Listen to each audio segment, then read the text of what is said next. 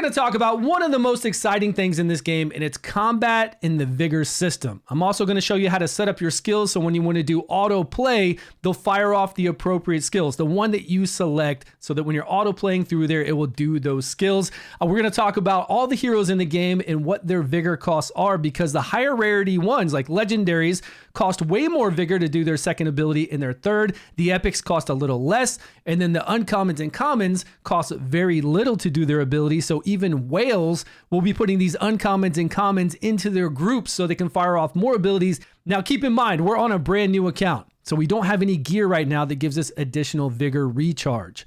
Once we do have that gear, you're going to see every time we take a turn, we're only getting 1 Vigor right now.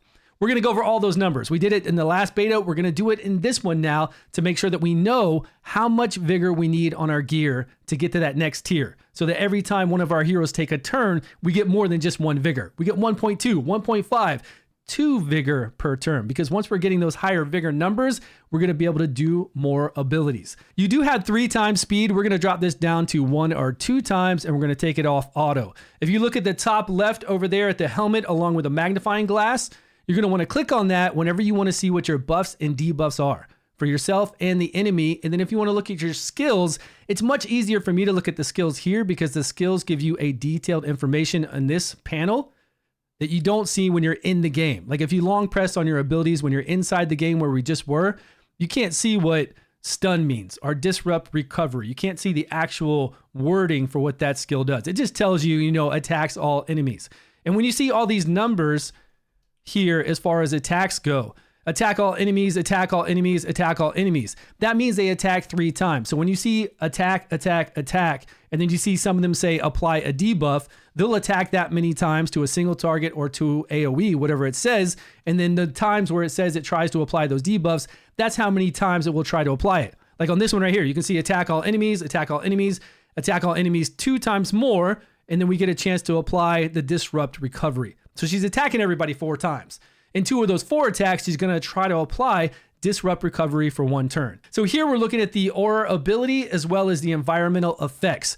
All heroes have some kind of environmental effect. If it's daytime right now, then these guys would actually get some kind of increase. We'd have to go look at the hero, but none of my heroes that I'm running right now out of these 4 have anything associated with night, unfortunately. So we're getting no buffs right now. We're on Arthur right now, and you can see that his skill 2 takes 2 Vigor. It's got a little number 2 underneath it. His skill 4 takes 4 Vigor. And every single battle you go into, you're always going to start out with a full bar of 5 Vigor. Now, when you go into the next wave, if you're fighting wave, when you go to that next wave, you will not start out with 5 Vigor. You'll start out with whatever you have going into that wave.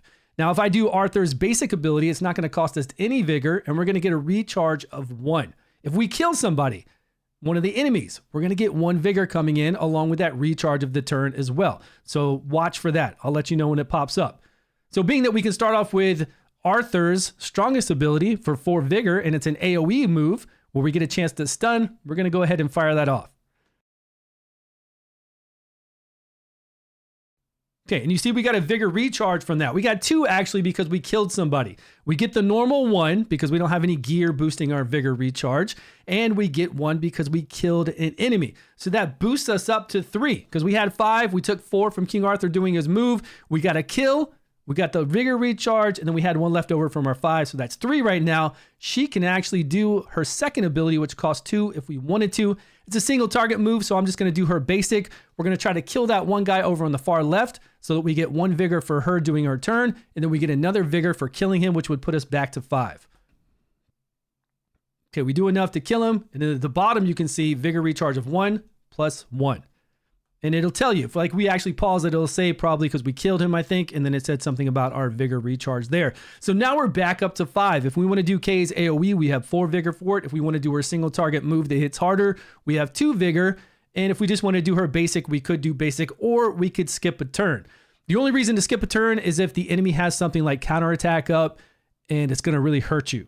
Otherwise, do not skip a turn. Just do the basic ability. It gives you the same Vigor back. You always get that 1, or later, once we have better gear, we're going to get more than that 1 back. So with Kay, I think we do her AoE here. Yeah, the AoE ability attacking everyone. We'll get a kill, I'm sure, on that far right. It cost us 4. We got a kill plus Kay's turn. Vigor recharge of 1.1 actually. You saw that? It wasn't 1 anymore. It's 1.1. So maybe I do have something with some Vigor recharge on. We're going to do a heal. We had 3. Now that was an uncommon and an uncommon. That was her third ability and it only costs 3 to do. Her second ability only costs 1.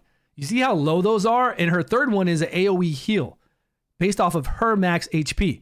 So if I load her up with a whole bunch of HP, 3 Vigor cost to get that big heal off. And it looks like Vigor is going off of the actual individual, not the group. It was the group before in beta.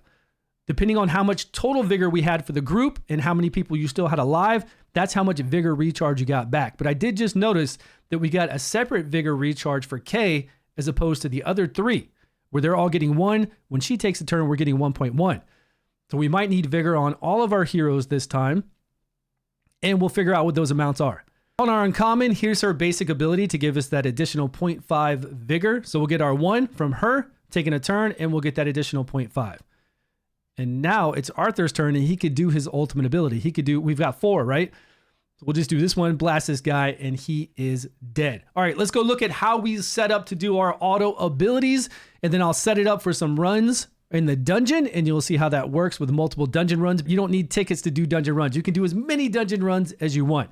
And then of course, we've got this long, big after action report. If you want to look at your battle stats, my attacks, my defense, my actions, it's all there. Okay, we're running to find another battle and we ran into some bears. Bears with big old shields from what I remember. On the top right-hand side, you see a cog. It's above our auto battle and above our 2x, 3x speed. Click on that cog and you're gonna go into this square screen here where it has game settings, where we can check out our game settings. You can hit leave and that's to leave the actual battle. Believe me, you're gonna come in here to set up your skill ability order and you're gonna hit that leave so many times when all you have to do is hit on the outside of the square and you'll go back into combat. There's game settings here too if you wanna check out your resolution, if you wanna turn off animations for the boss battles along with your sounds.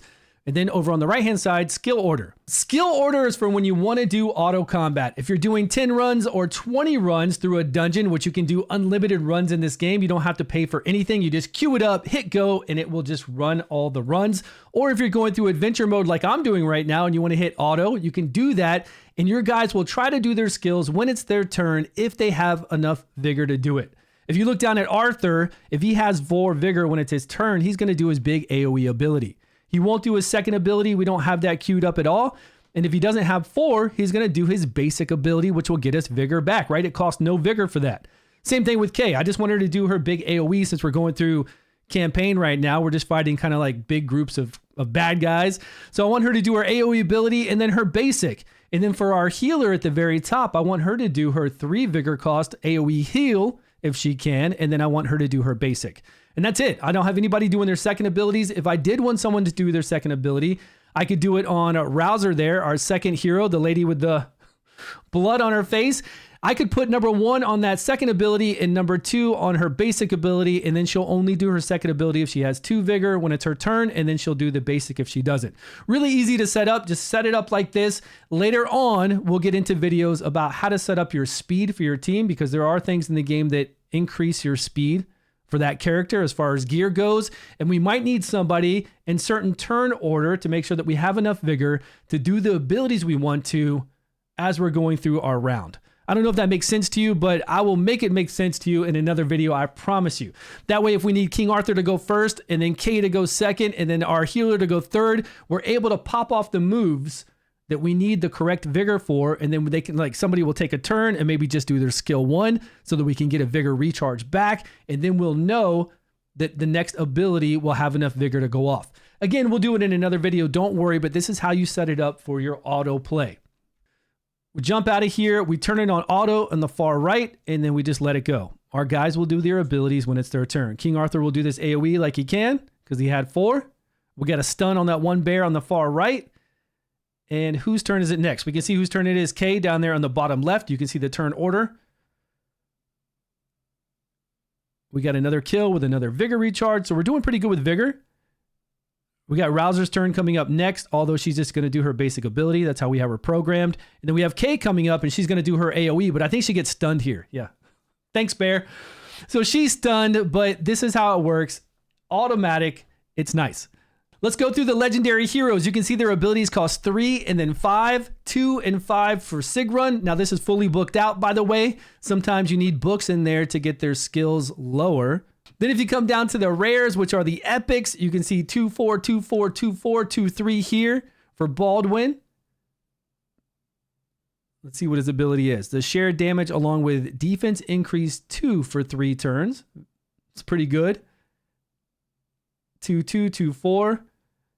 I don't know this girl. This is a new girl. 2, 4, 2, 4, 1, 4. Cormac, we all remember him. Hopefully this ability smacks if he hits additional opponents. For the uncommons, we got 1, 3, 1, 3, 1, 3, 1, 3. For the most part, so they're pretty cheap. And some of these uncommons have some good support abilities. And then you come down to the commons and we're looking at 1, 2, 1, 2, 1, 2. And some of these commons can hit pretty hard on AoE abilities or single target abilities or bring some kind of debuff that we need. So even though they're uncommon, they only cost 1 and 2 to use. We can throw them in there with our legendaries. They cost like 3 and 5 to use. And then we can get some really good use out of our Vigor and make the team much better. So I think it's going to be really fun to play with the synergies with all these different heroes to make Vigor really worth it. Especially once we get some gear that increases our Vigor. Along with everything we've seen, then we get gear that increases our Vigor each turn. It's going to be even better. That's all I've got, guys. Thanks so much. I will see you all in a video soon.